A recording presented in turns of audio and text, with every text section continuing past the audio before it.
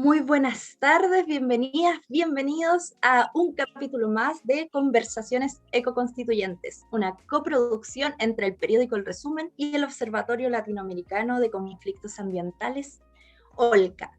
El video que acaban de ver sobre el resguardo de la semilla tradicional es uno de los conceptos que pueden encontrar en el Ecoglosario Constituyente, que pueden descargarlo directamente del sitio web de el OLCA.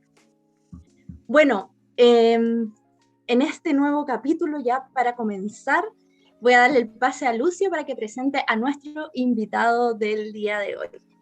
Lucio.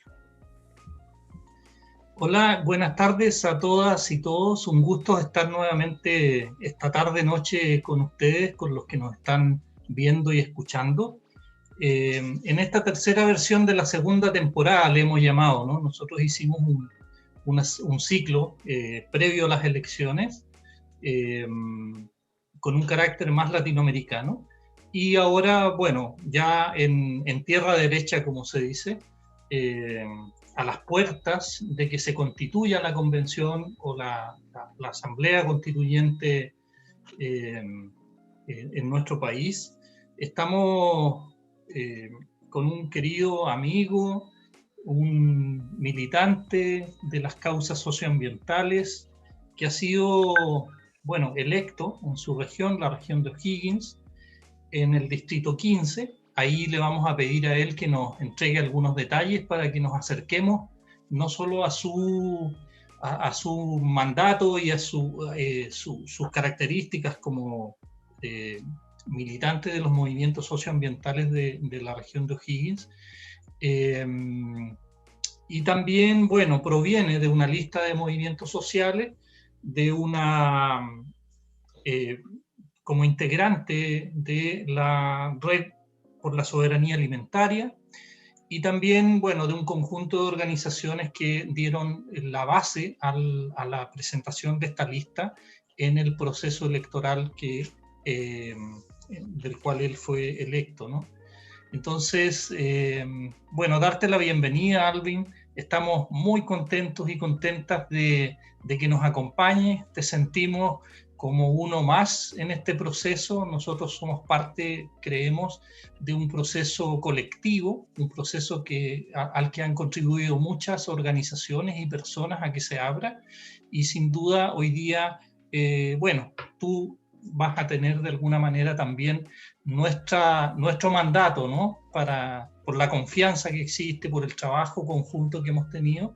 Y bueno, me gustaría que le contaras un poco más a la gente quién es Alvin Saldaña, cuáles sus organizaciones de las que participa, un poco caracterizar, ¿no? Quién eres tú y cuál es el proceso colectivo que te llevó a ser hoy día convencional constituyente. Un gusto, Alvin. Gracias, Lucio. Un placer estar, digamos, virtualmente aquí con ustedes. Para mí me siento muy honrado de ser entrevistado por ti, por el OLCA. El OLCA tiene algo medio fundacional en mi camino, al igual que el MAT. Yo cuando comencé mi militancia socioambiental fue en el año 2014, y yo les conocí a ustedes. Te conocí a ti, conocí las oficinas de OLCA en el centro, y ahí yo vi que había un trabajo ya que se estaba levantando, que ya tenía sus años, que ya tenía su desarrollo, que bebía del trabajo y de la resistencia de nuestro pueblo originario, de las distintas cosmovisiones. Así que eso a mí me alentó en buena medida, me nutrió mucho mi camino. Y ahí estuve participando, ¿cierto? Como hasta el año 2016, que mi participación un poco desapareció del ámbito del MAT, porque descubrí a mi organización de base, y el tiempo que tenía en ese momento se lo dediqué totalmente a ella, que es la Red por la Soberanía Alimentaria de la sexta región.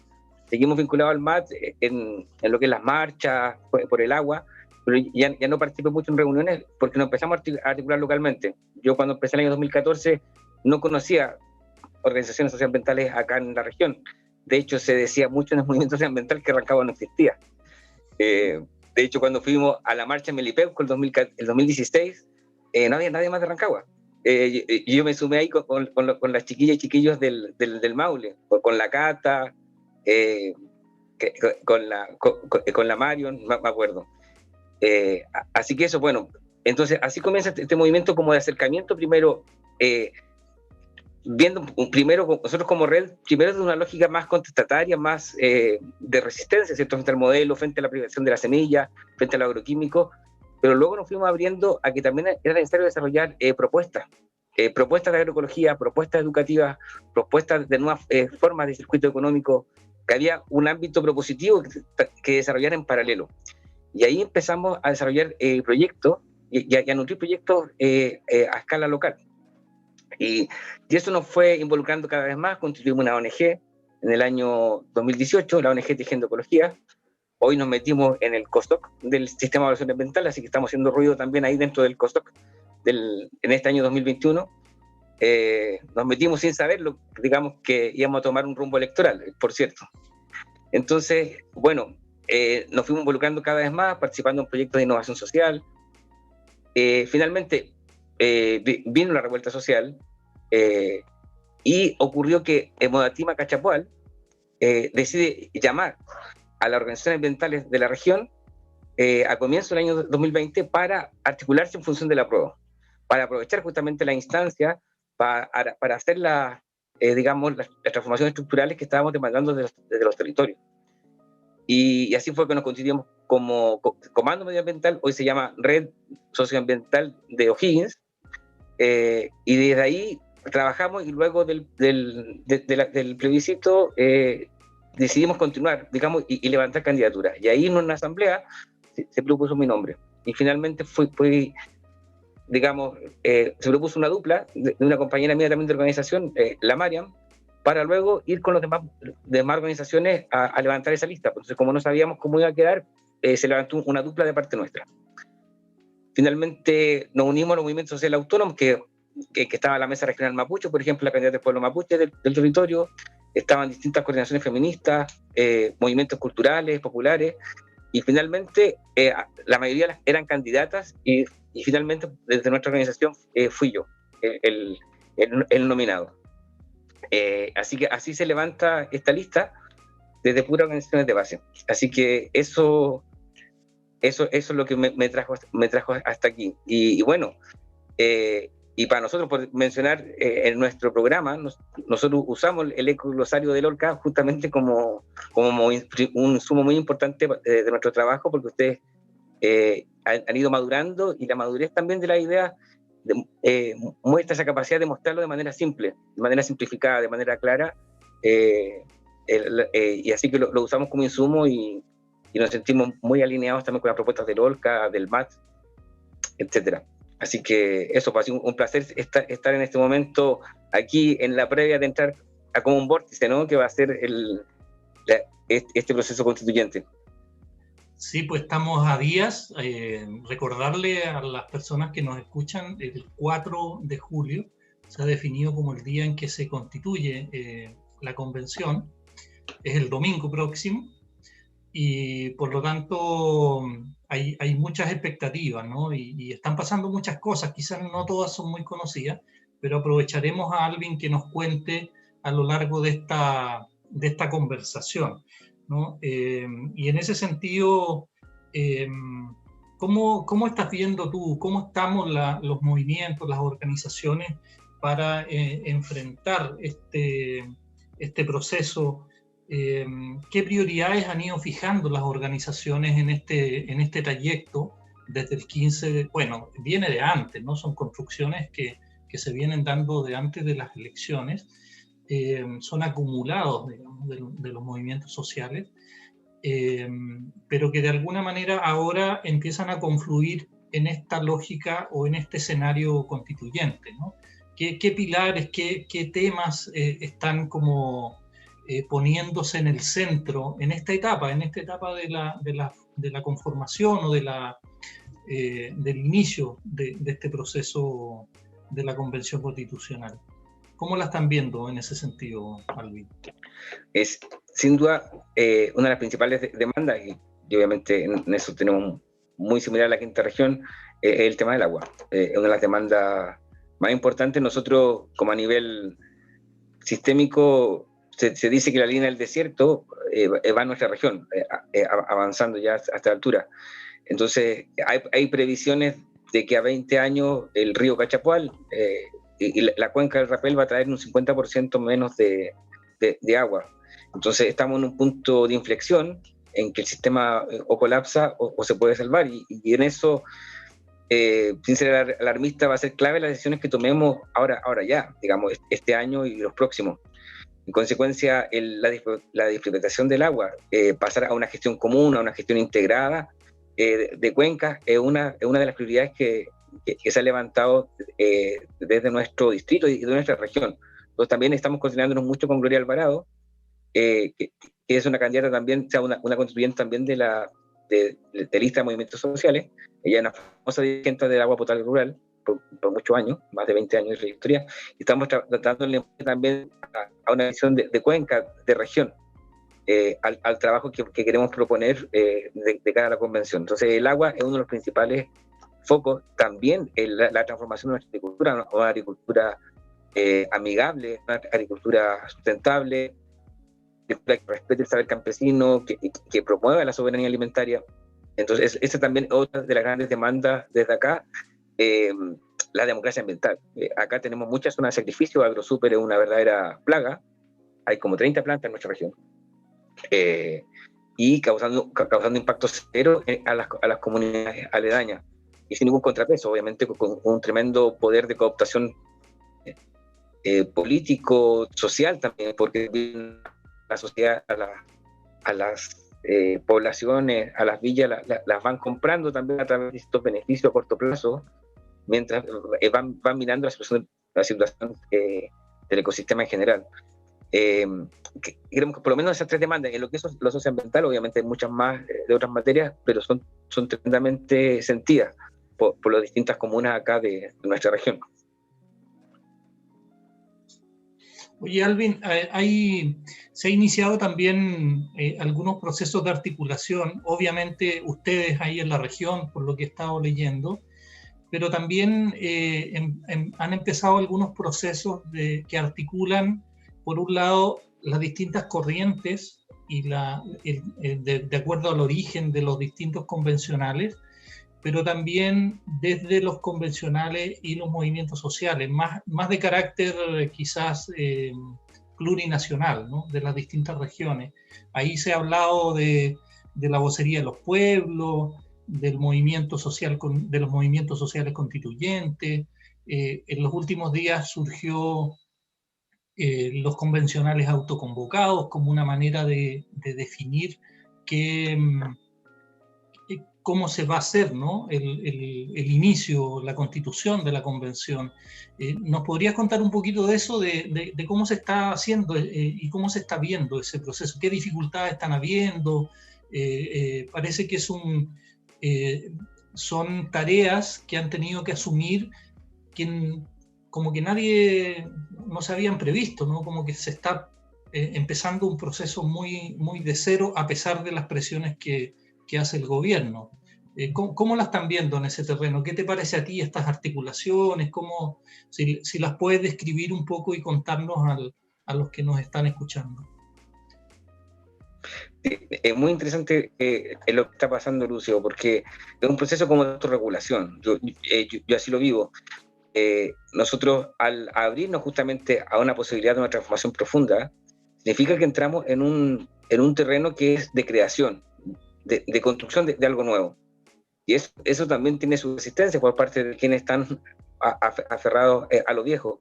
Y desde ahí surge un movimiento de autorregulación. Está el espacio de la vocería de los pueblos, que articula justamente en un solo espacio a diversos candidatos independientes de movimientos sociales.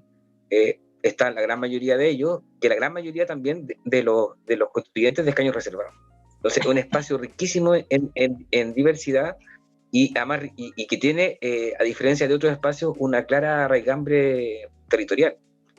Digamos que obviamente de los que vienen conglomerados políticos no pueden decir lo mismo. Entonces creemos que le aporta una riqueza justamente al proceso constituyente, al tener esa conexión directa con los territorios.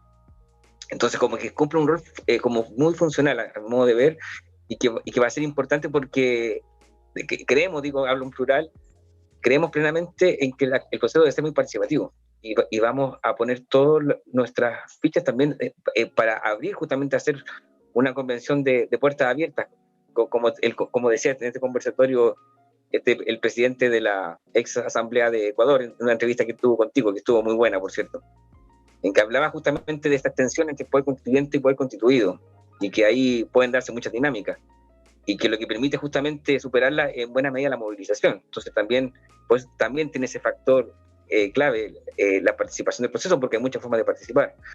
Entonces es un tremendo espacio que es muy diverso. Hay posiciones más radicales, hay posiciones más moderadas. La gente de pueblos originarios tiende a ser más dialogante, ellos están acostumbrados al conflicto, por así decirlo. Así que eso también le da como una templanza, también el aporte de ellos es muy importante. Eso por el lado de la vocería de los pueblos. En movimientos sociales constituyentes, yo he participado en los dos encuentros que hicieron el sábado pasado y el antepasado, extraordinaria instancia. Encontré fascinante la metodología, el trabajo, la energía, los aportes. Me tocó a mí estar en grupos como constituyente oyendo. Yo además estoy participando de la comisión reglamento de la vocería, entonces escuchar directamente, yo iba ahí tomando notas, nutriéndome muchísimo, porque también es un ejercicio tremendo de creación y de autodeterminación el decir cómo queremos que funcione la convención. Es un acto creativo. En eso, por ejemplo, el programa de Naciones Unidas es súper claro, el PNUD, en decir que no, algo bien obvio, pero que está bueno que lo diga, ¿no? Que no hay un reglamento, no hay una receta. Cada país debe encontrar justamente la medida más adaptada al momento histórico que esté viviendo, a sus particularidades culturales, territoriales. Y hoy, además, estamos en el año 2021, con crisis climática declarada, con una demanda de participación histórica, digamos. O sea, cada vez los procesos constituyentes en distintos países en los últimos 15 años han sido más participativos. O sea, estamos frente a una evolución social, y lo dicen muchos analistas también de afuera. Estamos en un proceso, el nuestro, donde también se vivifica una transformación. Entonces, por muchas razones no va a haber una receta, pero sí podemos aprender de la experiencia de otros países y de ahí sacar ciertos insumos para, como un Lego, armar algo que sea orgánico, algo que sea simple y sencillo además. Es un gran desafío, y que a la vez sea muy facilitador de esa participación. Y también este salto, ¿no? que da también la vocería de convocar a los constituyentes a autoconvocarse y a autoorganizarse, porque el Ejecutivo, digamos, el Piñera, digamos, con su gobierno estaba tomando atribuciones también en buena medida por su actitud autoritaria y también por el vacío, ¿cierto?, de poder. Entonces, de no dejar ese vacío y empezar a deliberar y empezar a tomar decisiones y a tomar la iniciativa en vez de estar simplemente a la reaccionaria, digamos. Entonces, para mí es un espacio muy bueno que ha puesto tomar los temas, poner en tensión, poner en movimiento, poner en movimiento la reflexión no solamente de nosotras y nosotros, sino que de todo Chile. En este momento, pues, ha entrado a cuestionar cuestiones que desde el autoritarismo clásico estaban muy acostumbradas y que hoy son cuestionadas. Es muy bonito. No sé si viste una carta que salió de los funcionarios de la Secretaría Presidencial apoyando, digamos, sí, esta iniciativa de autoconvocatoria y justamente rechazando este intento autoritario de poner límites al proceso constituyente. Entonces, claramente, a mi modo de ver, desde el punto de vista de la evolución social, nosotros pasamos una masa crítica el 19 de octubre. Ya hay un cambio que hoy quiere enraizarse. Sí, a eso sumarle, Alvin, lo que tú mencionaste un poco, que es también esta imposición desde el gobierno de no considerar las demandas de los pueblos originarios respecto de cómo son incorporados y considerados en la Constitución y en el funcionamiento de la Convención, ¿no? O sea, de hecho, el conjunto de los 20, o sea, los 17 escaños reservados para pueblos indígenas, más 3 personas que fueron elegidas, pero que también son parte de pueblos indígenas, o sea, en total 20, sacan una declaración cuestionando, ¿no? Declarando que el encargado que puso el gobierno no tiene ni la voluntad ni las condiciones para dialogar con los pueblos indígenas y solicitan su renuncia, ¿no? O sea, eso es un tema que muestra, bueno, el carácter de este gobierno, ¿no? El carácter de representación de la oligarquía, pero también de las fuerzas más conservadoras y retardantes de los cambios de este país, ¿no? O sea, realmente es una... Y en ese sentido, el rol de la vocería de los pueblos, mirándolo un poco entre adentro y afuera, porque sigo muy de cerca lo que está pasando, sin duda son pasos muy importantes, ¿no? Que hasta hace un tiempo atrás no nos imaginábamos que íbamos a estar en estas lides. Oye, Alvin, Sí. La dinámica de este programa, bueno, dentro de las limitaciones que tiene este tipo de comunicación, hemos querido incorporar también otras voces, ¿no?, a la conversación. Y la Pachi, nuestra colega María Paz, te tiene una sorpresa, ¿no? Y vamos a darle paso ahora para que nos pueda presentar lo que viene. Perfecto. Así es, traemos una pregunta directa desde las organizaciones sociales para incorporarlas también al debate y que planteen sus preguntas.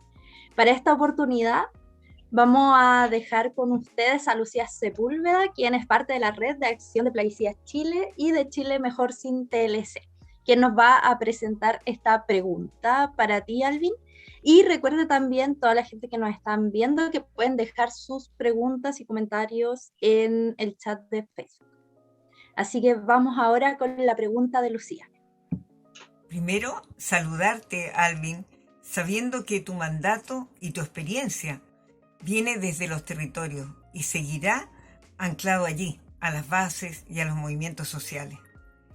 Y justamente por estar en un territorio como la sexta región tan duramente impactado por el agronegocio, te quería preguntar, ¿cómo te imaginas una agricultura sin agrotóxicos, sin semillas de Monsanto o de las empresas privatizadoras?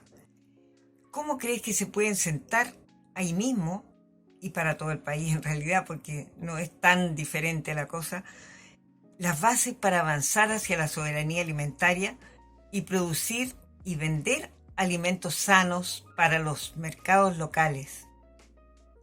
Gracias. Primero, saludarte, Alvin, sabiendo que tu mandato y tu experiencia viene desde los territorios y seguirá anclado allí, a las bases y a los movimientos sociales. Y justamente por estar en un territorio como la sexta región tan duramente impactado por el agronegocio, te quería preguntar, ¿cómo te imaginas una agricultura sin agrotóxicos, sin semillas de Monsanto o de las empresas privatizadoras? ¿Cómo crees que se pueden sentar ahí mismo, y para todo el país en realidad, porque no es tan diferente la cosa, las bases para avanzar hacia la soberanía alimentaria y producir y vender alimentos sanos para los mercados locales?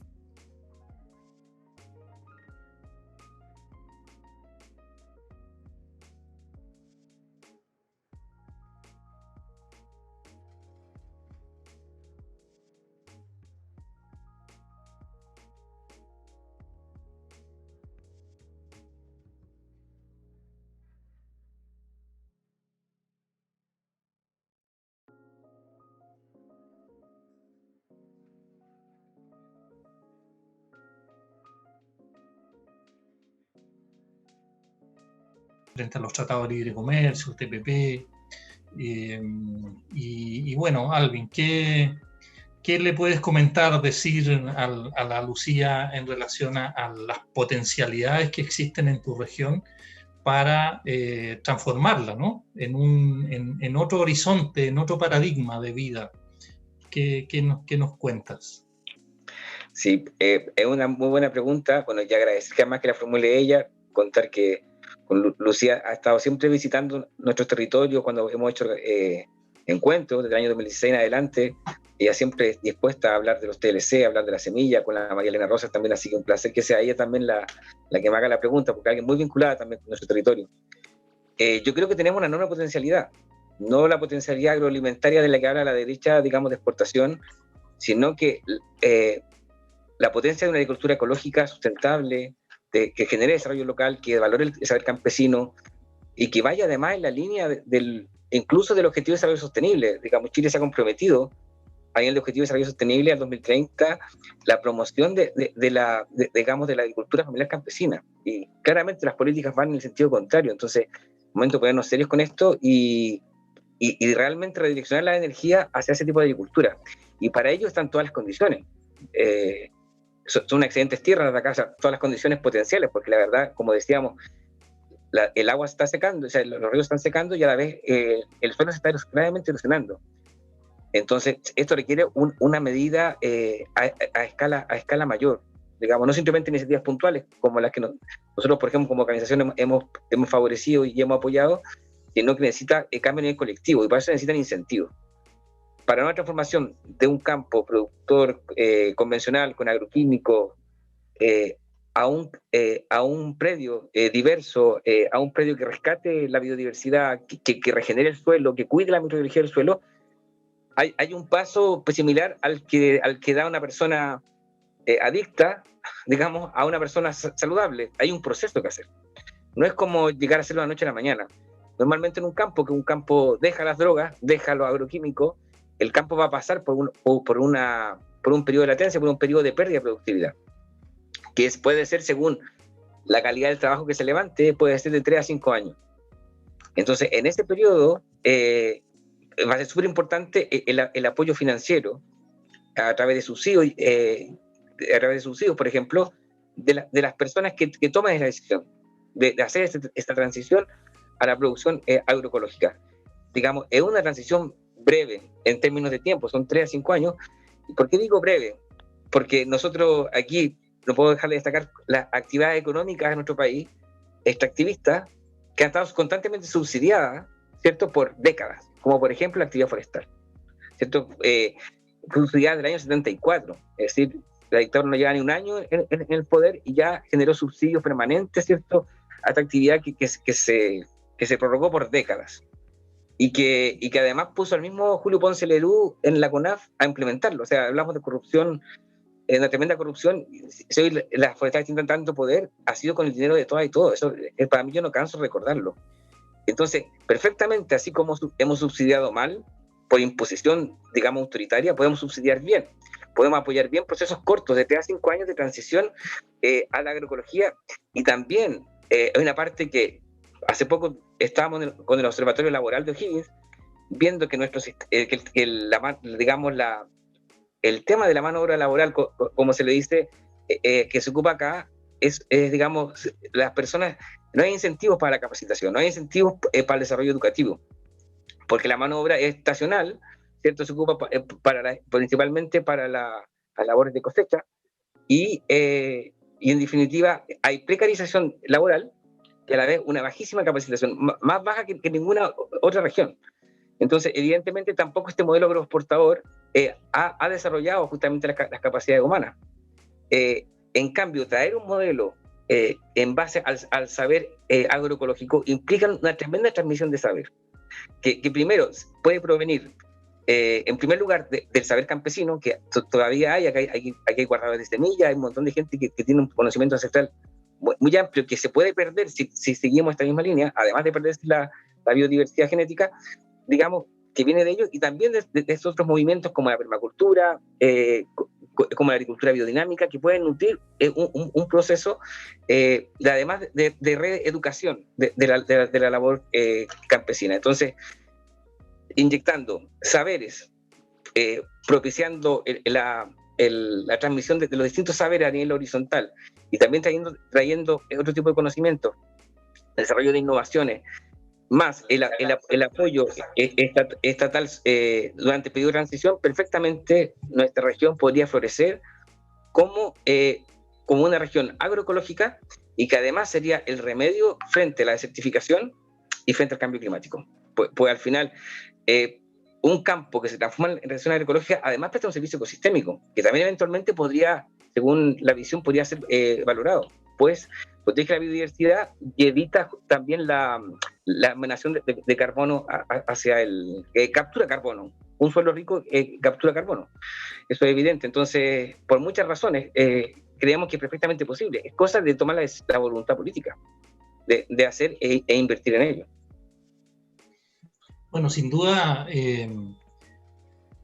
ese camino, como tú mencionas, también es un camino de remediación, es un camino de restauración de los ecosistemas, ¿no? Pero también contribuye, como tú mencionas, al equilibrio de los ecosistemas globales, fundamentalmente en relación a la crisis climática, ¿no? La agricultura industrial, la ganadería industrial son grandes contribuyentes de la crisis que estamos viviendo, ¿no? Por lo que tú dices, ¿no? Esa agricultura libera el carbono que está en el suelo y por lo tanto contribuye a la emisión de gases de efecto invernadero y a la crisis climática. Por lo tanto, este nuevo paradigma que tiene que ver con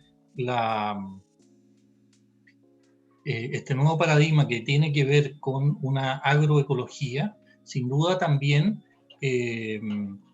contribuye, ¿no? a esta nueva manera de ver el mundo y de establecer también una relación de las comunidades humanas insertas en estos territorios, ¿no? En ese sentido, Alvin, yo he leído algunas de tus entrevistas en esta condición ya de convencional electo, y una de las cosas que he visto que le pones mucho énfasis, sobre todo dentro de los temas primarios a abordar en este proceso, tiene que ver con superar la democracia representativa, ¿no?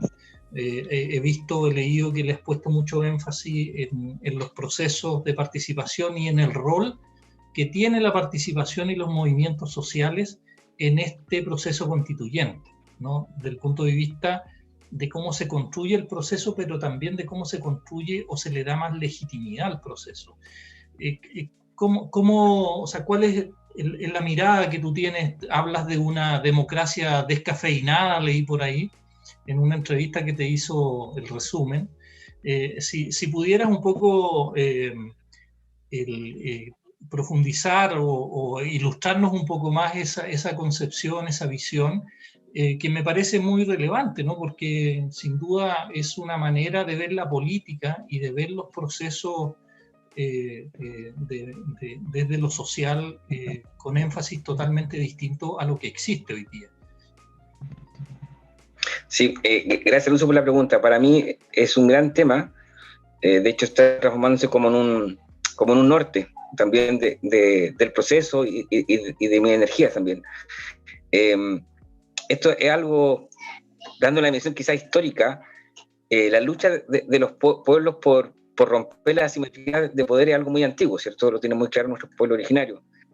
La asimetría del poder es causante también de la corrupción a nivel sistémico. Nosotros no tenemos casos de corrupción como país, tenemos una corrupción sistémica, estructural. Digamos, lo que pasó con la ley de pesca no es algo puntual, eso ha pasado cuando hablamos de este negocio de las forestales, que Pinochet le aseguró 74, eso es corrupción. Entonces, todavía Chile no tenía una nueva institucionalidad tampoco. Entonces, digamos, hablamos de una corrupción generalizada y que ha generado grandes fortunas y que luego, ahora con la pandemia, ha quedado claro que el modelo está diseñado como una mesa que está dispareja, está diseñado para acumular. Porque la pandemia ha demostrado, y no solamente en Chile, en Estados Unidos pasó lo mismo, que ha tendido a la concentración. Entonces, el modelo ha sido diseñado para los pocos, porque por sus frutos se conocen las cosas. Digamos, más allá de los discursos, ha terminado favoreciendo la desconcentración, terminó favoreciendo a una elite, digamos, y tarde o temprano termina ocurriendo hoy uno puede entrar en análisis profundo, antropológico, filosófico, espiritual del ser humano que termina favoreciendo su interés personal por sobre el interés colectivo. También tenemos una cultura que no ha favorecido justamente digamos, el enraizamiento sobre un interés colectivo que tienen, por ejemplo, sin idealizarlo, pero que tienen generalmente nuestro pueblo originario. Entonces es necesario tomar un remedio frente a esto que sea estructural, que no sea simplemente coyuntural. Y en ese sentido, yo creo firmemente que la institucionalización del poder popular sería un factor equilibrante. Digamos, de eso se viene reflexionando hace mucho tiempo, pero nosotros como sociedad industrial hemos perdido esa reflexión, nos hemos quedado en la creencia que la corrupción es como algo puntual, que responde a la tesis de las manzanas podridas, que hay que sacar los 150 manzanas podridas, sancionar a Orpi, con eso nos arreglamos a sancionar a esto o a aquel, ¿cierto? Cuando es un problema estructural, justamente porque no hay una conexión de la clase no gobernante respecto a la toma de decisiones. Entonces se tiende a capsular, se tiende a concentrar porque también el egoísmo también tiene que ver mucho con una falta de desarrollo humano. Entonces, bueno, eso por una parte, digamos, como equilibrio y como medida de fondo estructural frente a la corrupción. Y también sé que la corrupción también es algo natural, en el sentido de que una casa, cada cierto tiempo hay que cambiarle las puertas, las ventanas se van pudriendo, es parte del proceso natural que requiere una observación constante. Esa observación, ¿quién tiene que hacerla? Tiene que hacerla el pueblo organizado en los territorios, porque son los que están en contacto con las situaciones y necesitan tener el poder justamente, y como no son gobernantes, no tienen un interés personal en las decisiones, sino que realmente pueden representar interés colectivo, sobre todo cuando se representa a través de, digamos, se manifiesta a través de lo colectivo, es que vamos a llegar a una mayor autorregulación como país. Yo soy un convencido de eso. Y que además, como no hay receta, la mejor receta es la escucha directa de los habitantes de los territorios para tomar decisiones de políticas públicas y diseñarlas. Y eso también lo llevamos, lo tenemos que. La despatriarcalización de nuestra sociedad implica que las políticas públicas son construidas de las bases, y eso es lo que, si lo vemos, es lo que se demanda en toda área, en área, por ejemplo, de los derechos de la infancia.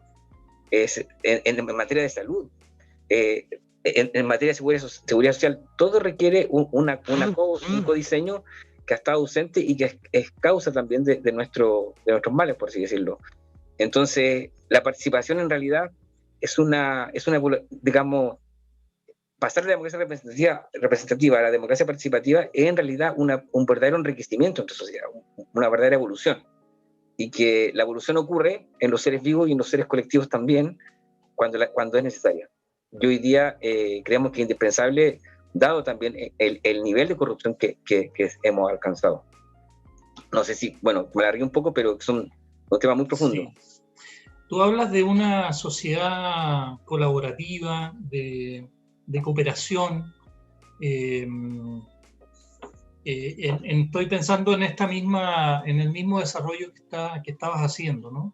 Y también frente a eso, junto con los cambios culturales y políticos que ese desafío representa a futuro, una sociedad con esas características, pero también junto a lo que tú decías de una democracia participativa, también se habla de mecanismos de democracia directa, ¿no? ¿Cuáles son esos mecanismos de democracia directa que permitirían tener esa democracia más participativa y por lo tanto generar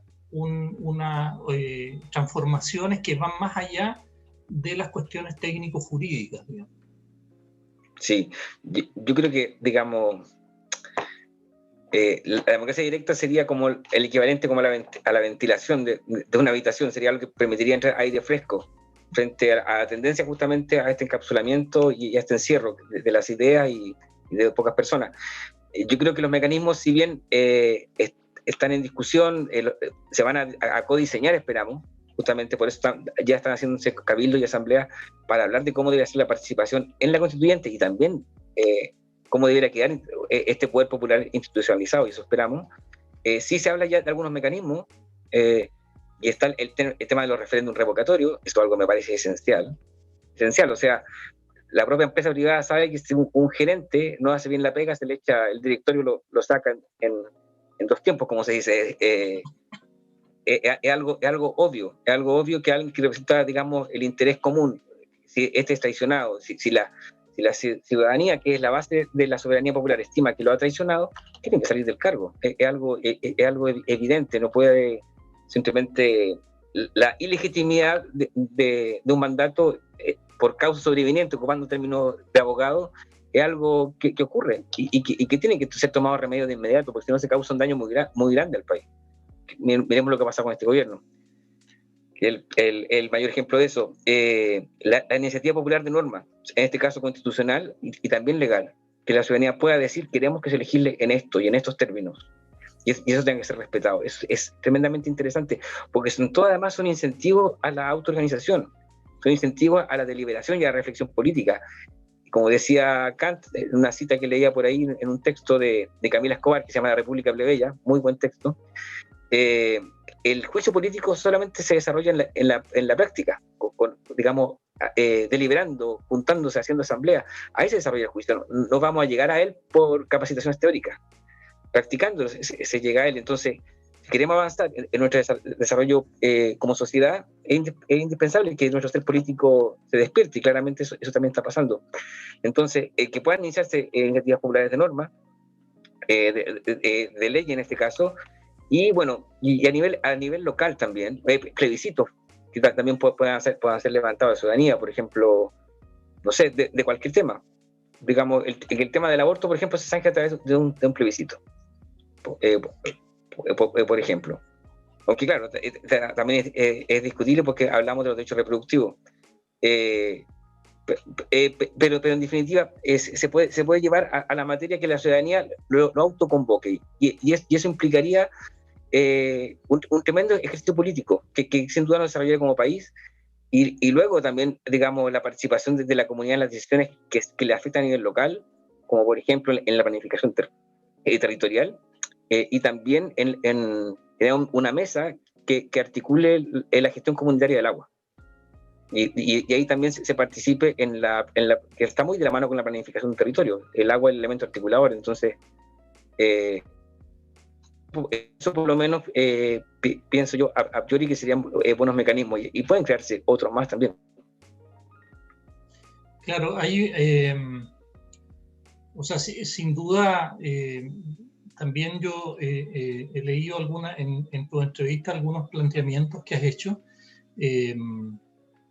Bueno, planteamientos más generales, ¿no? Como incorporar en el quehacer y cómo se define la acción del Estado y del país, y de la economía, el criterio ecológico, ¿no? Como un eje central, y eso significaría instalar el principio ecológico en la Constitución. Es lo que yo he leído dentro de tus visiones, tus propuestas, y también esto ligado a otras propuestas que tienen que ver más con la gestión local, ¿no? Y cómo potenciar eso le da mucha fuerza y mayores posibilidades en el fondo, de hacer esta armonía, este equilibrio, este nuevo paradigma, ¿no? En el que debiéramos buscar caminos para, por un lado, reparar el daño y la crisis ambiental y ecológica que estamos viviendo, y transitar hacia una sociedad donde la armonía entre comunidades humanas y naturaleza sea distinta, digamos. ¿Cómo se plasma eso en la nueva Constitución? Esas miradas que tú has ido transmitiendo, ¿cómo se plasman en el debate constituyente y en esta nueva Constitución como pilares para la nueva sociedad plurinacional que queremos construir, digamos? Sí.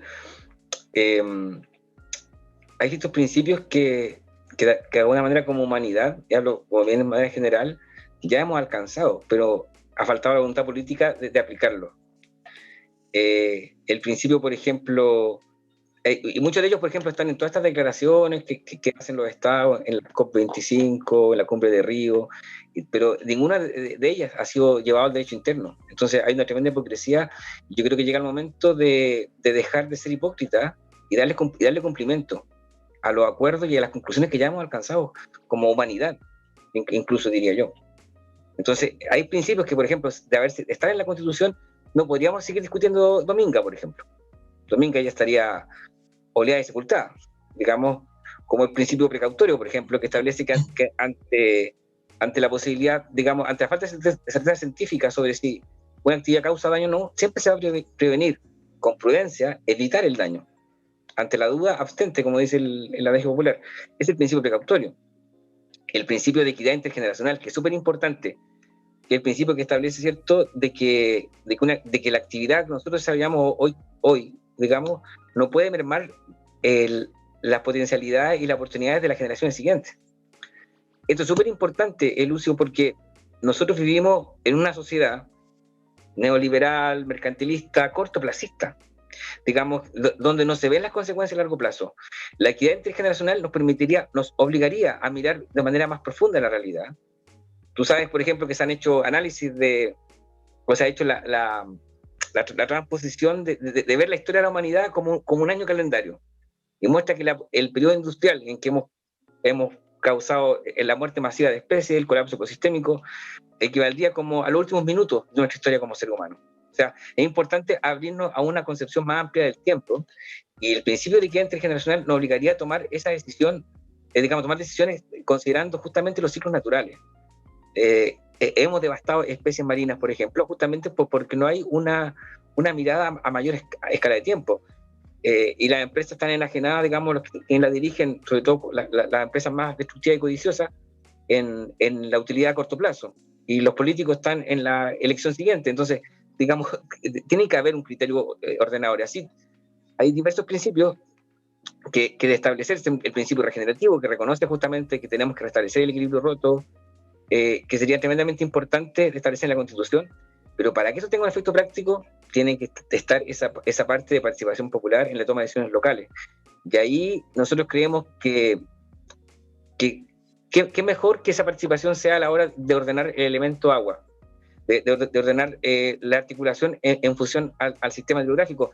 Nosotros en nuestra región tenemos muchos problemas derivados de la mala gestión del agua, desde la escasez, desde la contaminación del agua con metales pesados, la contaminación con agroquímicos, la contaminación con coliformes, producto de la ganadería. O sea, hay un montón de cuestiones que se pueden solucionar solamente desde una gestión integral, y nosotros le mandamos.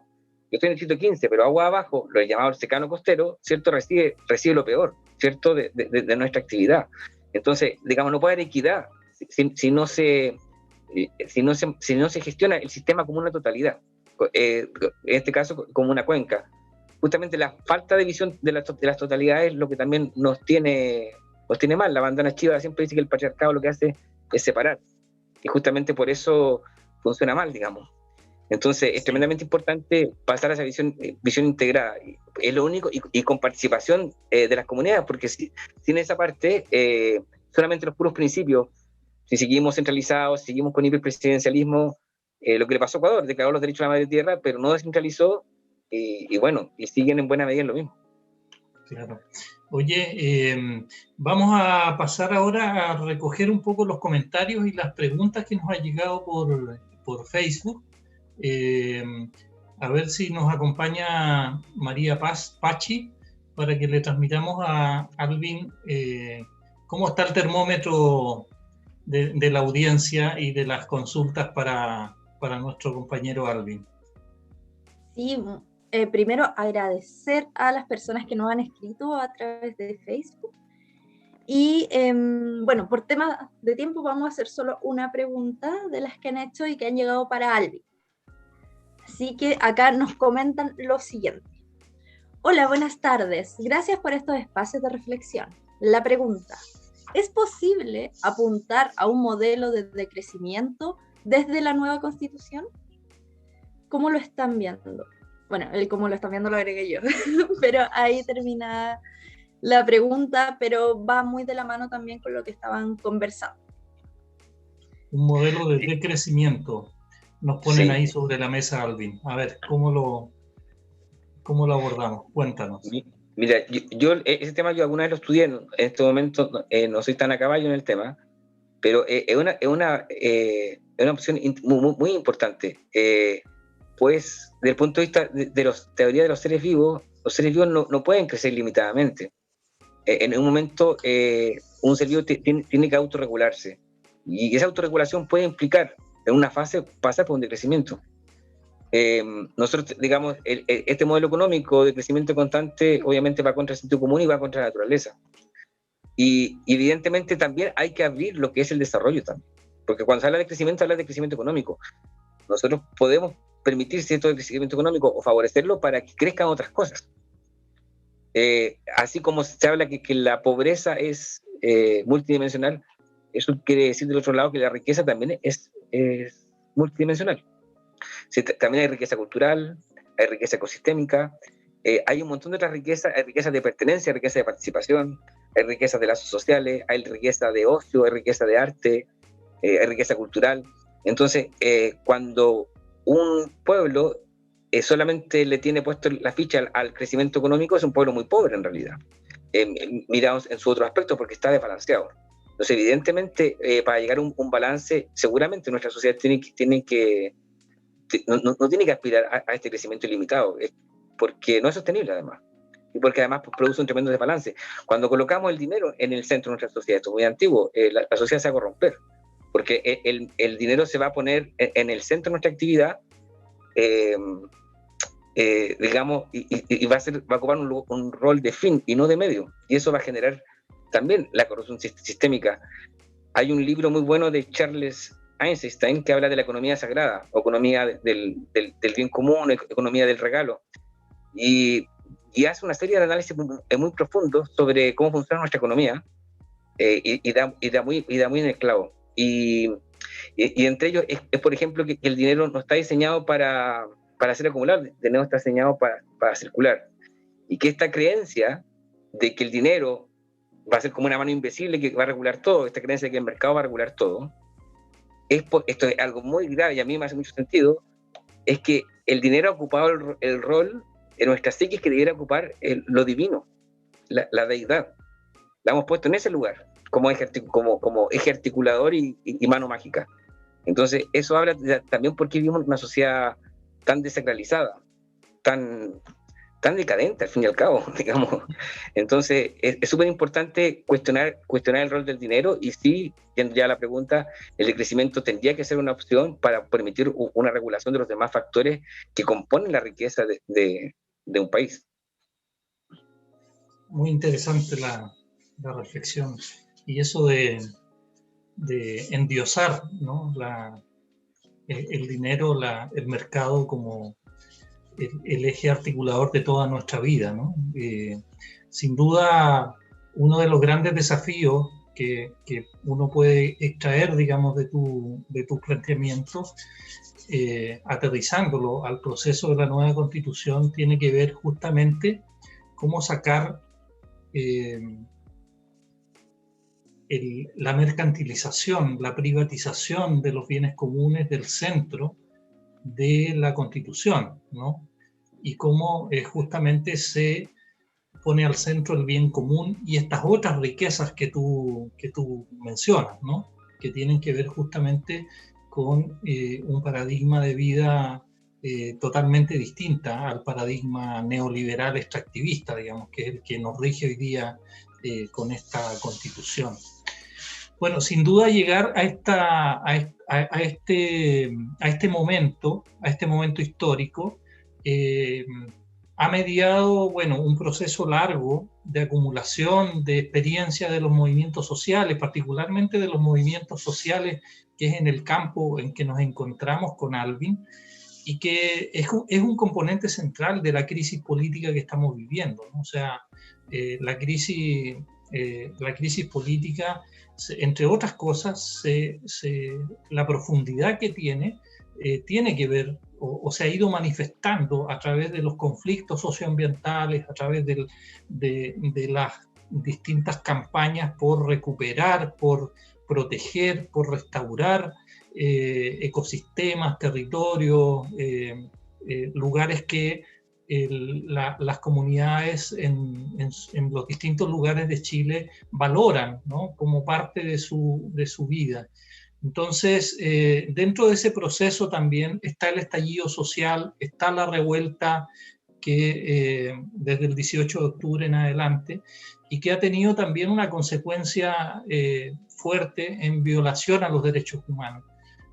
Nosotros hemos ido aprendiendo que el neoliberalismo y el extractivismo, junto con tener altos impactos de injusticia social, de injusticia ecológica, ambiental, también tiene una buena cuota para poder sostenerse de violación de los derechos humanos, ¿no? Y en ese sentido me gustaría, si puedes, hacer una intervención de cierre, pero que pudieras incorporar tu visión respecto de la situación de los presos políticos y de las víctimas de la revuelta social que hemos vivido hasta ahora, y que, bueno, y que nos des algunos mensajes de cierre desde la perspectiva que tú quieras abordarlo, digamos, que pueda ser recogido por nuestros auditores, auditoras de este programa. Así que te dejo los últimos minutos, Alvin, para que puedas cerrar el programa. Bueno, Lucio, muchísimas gracias por la invitación. Ha sido un placer dar esta pausa para reflexionar sobre estos temas que además son los nortes, ¿cierto?, de los movimientos sociales, movimientos socioambientales, y justamente es necesario también reflexionar sobre el tema de los presos políticos. De primero, reflexionar como país, no solamente los activistas, sino que como país, el rol que están cumpliendo, las causas de su prisión, la responsabilidad también de la sociedad y del Estado en que ellos estén presos. Nosotros como vivimos en un país donde el abuso estaba ocurriendo todos los días, nos metían la mano en el bolsillo todos los días, la clase política está, digamos, en buena medida, pues no quiero generalizar tanto, pero en buena medida cooptada por el poder económico, sigue estando cooptada. Las decisiones se tomaban beneficiando a un pequeño grupo. A nivel comunicacional, el gobierno hacía mofa de la necesidad de las personas, caricaturizándolas, despreciándolas, realmente, y todo esto sin ningún mecanismo de control popular, ningún mecanismo de restablecimiento de esa simetría. En esa olla presión nos encontrábamos con un país donde el costo de la vida cada vez era más alto, donde cada vez la gente se endeudaba más para poder vivir, con la tasa más alta de endeudamiento de la OCDE, con altísima tasa de depresión infantil, infanto-juvenil, de suicidio. Y en esa situación nos encontrábamos, es decir, en un callejón sin salida, la clase política sin hacerse cargo de ninguna demanda territorial. Entonces, la revuelta social, y eso históricamente siempre ha sido así, las revueltas sociales no se planifican, ocurren simplemente cuando las clases populares no dan más. Y eso es lo que ha pasado. ¿Y quién es la responsabilidad de eso? Evidentemente de la clase dirigente, y también, obviamente, de la más oculta élite empresarial que está detrás de esa clase política. Pero hay una responsabilidad estructural también, ¿cierto?, de la clase política. En consecuencia, el hacerse los locos ahora diciendo que simplemente hay que sancionar por los daños, etcétera, por las lesiones, cuando en realidad la revuelta y el estallido y la violencia generada es consecuencia del mal manejo que se ha hecho. Entonces, hay una responsabilidad también de la clase política de la cual tiene que hacerse cargo. Yo, por lo menos, esa es mi visión del asunto, y por lo mismo, por ese contexto, de que justamente además el derecho a rebelión, hasta el mismo Santo Tomás, que es súper citado por conservadores, reconoce el derecho a rebelión, reconoce el derecho a rebelarse contra la ley injusta. Y justamente la falta de mecanismos de participación e injerencia en las decisiones no deja otra vía que la violencia. Eso también es responsabilidad del Estado, responsabilidad de la clase política. Entonces, en ese sentido, nos toca ser responsables de eso como país, y por eso, digamos, yo en lo personal, apoyo la ley de indulto general a las presas y presos de la revuelta, y así se lo hemos manifestado también a la OFAP, la Organización de Familiares y Amigos de los Presos Políticos.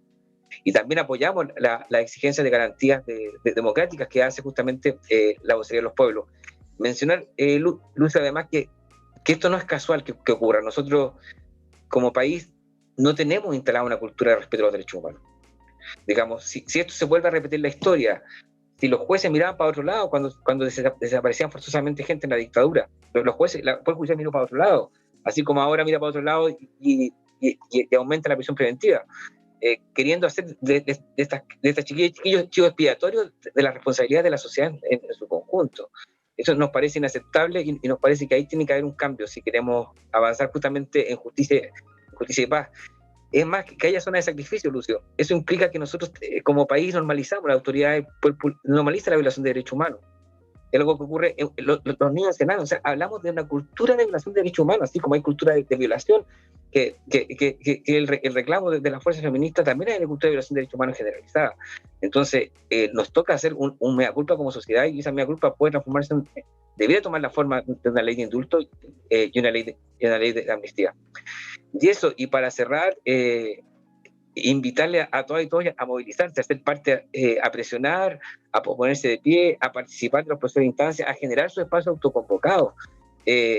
Digamos, esto es un proceso, mientras más mentes, mientras más corazones estén puestos al servicio de este proceso, mejor va a salir, mejor va a responder a las necesidades de cada territorio. Entonces, esa para mí es la invitación más importante, a no soltar el proceso, a irlo nutriendo, a mantenerse en contacto con sus constituyentes de sus territorios, de su organización social, de su movimiento, a hacer realmente esto juntas y juntos, porque es la única manera que salga bien, digamos. Así que eso, pues la invitación es a participar, a no soltar el proceso, y agradecer tremendamente este espacio, y agradecer también la labor que ha hecho tú, Lucio, y Olca todos estos años. Yo los conozco por lo menos desde 2014, y realmente han sido para mí un tremendo referente de trabajo territorial, de levantamiento de información, de desarrollo de materias muy importante. Bueno, muchas gracias, Alvin, por acompañarnos esta tarde. En cierta forma, estas conversaciones ecoconstituyentes de alguna manera proyectan también los espacios que hemos ido construyendo conjuntamente desde hace algunos años, buscando incluso este momento que estamos viviendo, ¿no? Esta oportunidad de sentar las bases efectivamente para una sociedad a partir de un paradigma distinto que supere esta situación estructural, como dices tú, de violencia, de injusticia, de injusticias en distintos ámbitos, ¿no? Injusticia ambiental, injusticia social, injusticia ecológica, la situación de impunidad en la que de alguna manera está atrás estos distintas expresiones de abuso, de desigualdad y violencia que vive nuestra sociedad. Entonces, somos parte de eso. Agradecerte por estar con nosotros hoy día. Hacemos un llamado también, como tú dices, a todos sentirnos, todas y todos, somos constituyentes y tenemos que ocupar ese espacio, ser activos en seguir participando, opinando y construyendo colectivamente lo que va a ser la nueva Constitución. Así que con ese llamado, con ese espíritu de este conversatorio y de lo que también nos ha transmitido Alvin, estamos cerrando este tercer programa de la segunda temporada.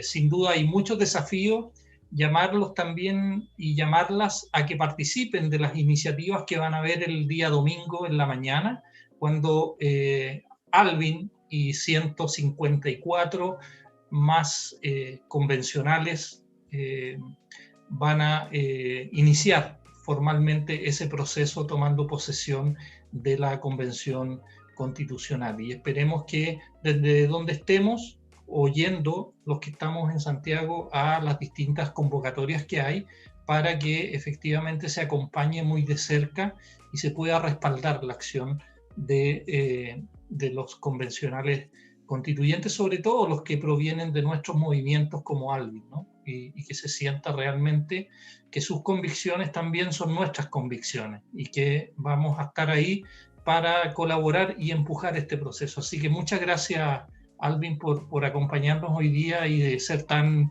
amable y dispuesto para estar aquí con nosotros. Así que nos vemos el próximo miércoles ya con una nueva versión de este programa, ya con la convención instalada, esperamos.